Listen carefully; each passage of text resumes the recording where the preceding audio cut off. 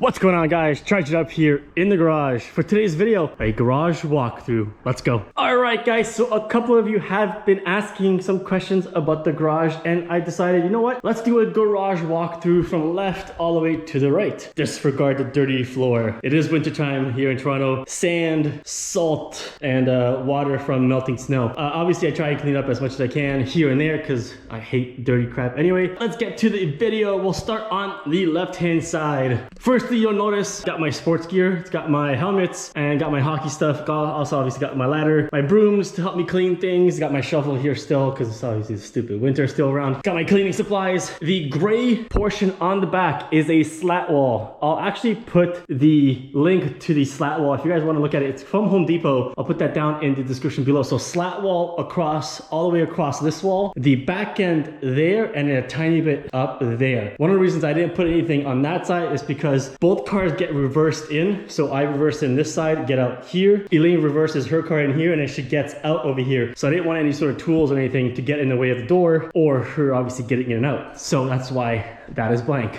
for now. All right, so as I was saying, I got my hockey gear. However, I do play roller hockey now. I don't play ice anymore. I do have my skates still there, right there. However, I play roller hockey. So there's my roller gear. I also play goalie. So there's my goalie gear. The left side is a pure slat wall. There's actually four of these slat wall sets put together, slapped together into two separate walls. As you can see, there's this little split right over here. See, there's a split right there. So it's split in half, one there, one there, one there, and then a quarter right there. All right, then I've also got a hose right over there for when I need to wash my cars on the driveway. So I go ahead and pull the hose and ready for me to use. Got some random cans, some spray, some CLR, some cleaning material there. Yeah, just random things that obviously need to be in the garage. Coming over here to the right of the slat wall, I've got the Yamaha clock, which is the wrong time because I haven't changed the batteries in them. And well, I don't know. I just like the way it looks there. So I guess that'll stay. Maybe. We'll see. Anyways, got the garage opener over there. Then we've got a wall charger. This is the Tesla V2 home charger plugged into my 240 volt. Then I've got a separate outlet there, which I usually run my heater off of. Let me put the heater back over here. This is a garage heater. I have two of these, but I usually only use one. It's actually nice and hot. I love these things, and it keeps it nice and hot in here when I am working on the R6 during wintertime. Right over here, I've got the steps going in, leading into the house. There is a little secret compartment right there, which I keep jacks underneath, so I can actually just remove this guy, remove that guy, and there's actually jacks in behind there, and there's there tools for changing car tires. So that's that there. Then I've got a little set of hardware storage there, and we move over to the cabinets. So this cabinet set is 12 pieces. Yes, there are currently only 11 here because I couldn't fit the 12th one in the corner over there, and I didn't want to take it any further over for the stairs. The other cabinet that looks like this, it's like a cabinet like this, it's actually in my shed, and I use it for storing things from the garden in there. So that actually worked out. So that is actually from New Age products. That is the Bold 3.0 New Age. I think this is dark gray. Obviously it's black or dark gray, and I think it's dark gray. That is the tool set that I have there, and that comes with four of these. 1, 2, 3. The other one's in the shed. It's got the 4 top sides right there, which is drilled into the wall and connected to these, and then the 4 underneath. These are all obviously things that I've got all my tools put away. Nice and easy. I know where everything is. Allen keys. And we got our wrenches and electrical stuff over here. But yeah, so everything is nicely put away. I'm pretty OCD, so I like things to be put away.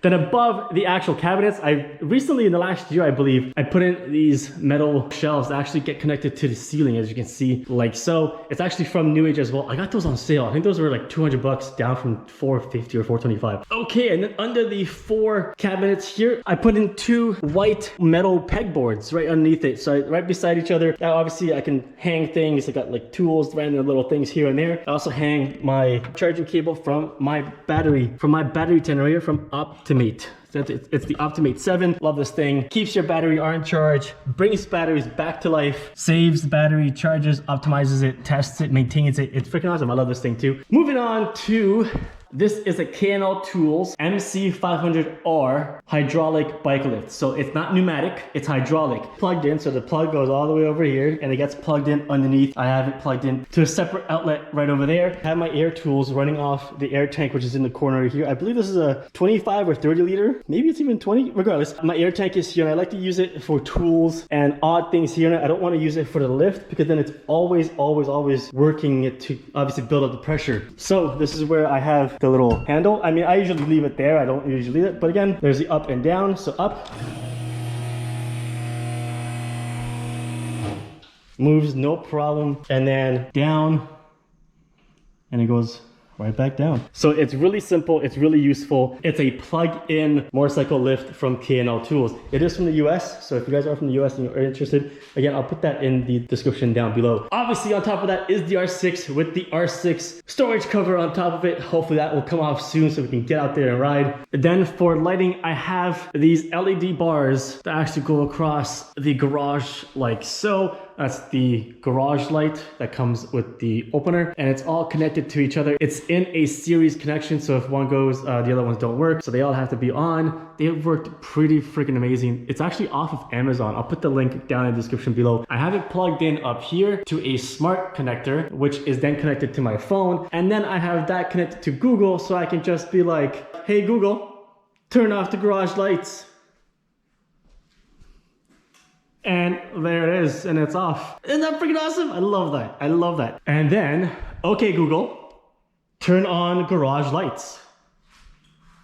Boom! And lights are back on. So I don't have to climb up there or anything like that to turn it on and off, which is freaking awesome. And the best part about it, 60,000 lumens with all this. It brightens up the garage so nicely, especially when I'm doing videos for you guys for the R6 or anything else. Next to the bike, I got some tools. As you can see, and most of you have seen in some of my videos, I am a bit of a Ryobi freak. I love the Ryobi tools and the battery systems. So everything works for me really well. So why not just continue with it, right? I've got some of my garden tools in here. I got my battery charging system right over here along here. Got my 40 volt stuff, snowblower, right? Snowblower, lawnmower, trimmer, 40 volt stuff. And then I've also got my 18 volt stuff as well. I got some extra batteries and stuff here that I obviously use for Ryobi stuff. All the 18 volt tools are all up there. My 40 volt ones are usually there, and in the shed. Again, it's all gardening stuff, grass maintaining stuff. Anyways, that is another slat wall, again, from Home Depot, that I actually have all the pegs and all the little handles and stuff like that. I've got the ramp right here for the lift, goes on that side there. A bike goes on, it gets put into the wheel chock. I also have the handle and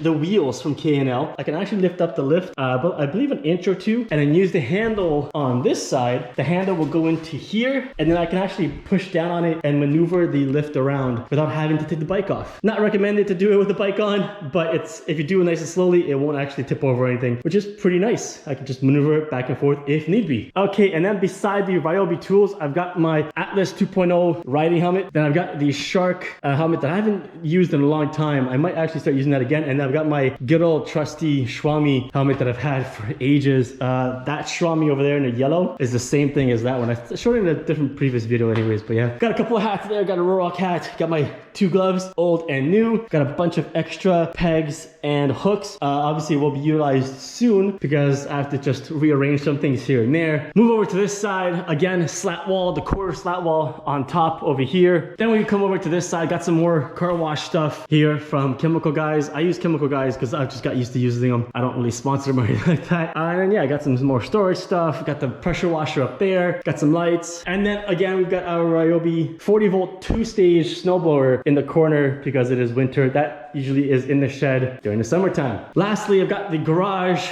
with the 4 windows on the side. And then I have a shaft driven garage opener from LiftMaster. So that is on the shaft. Instead of having the chain coming across and having to open up and down, the shaft driven one is actually a lot quieter than the chain drive and a lot less maintenance to have to that as well. All right guys, if anybody has any sort of questions about what you just saw in the garage video, don't hesitate to leave me a comment or question down below in the comment section, guys. That's it for today's video, guys. Thanks for watching. Until the next one.